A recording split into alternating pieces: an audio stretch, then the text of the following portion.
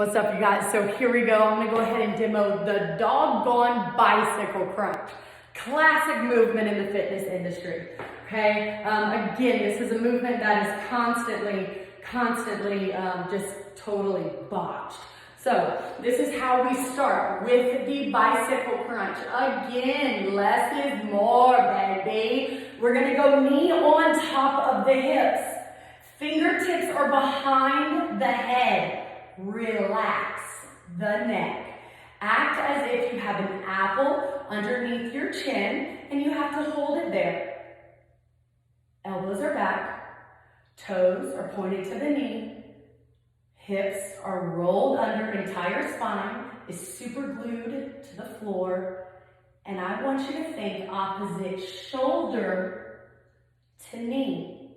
The elbows are not in the equation.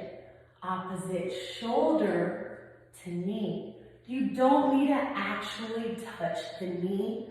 You just need to travel in that direction. Now, maybe this is too challenging. No worries. Lift the legs a bit more.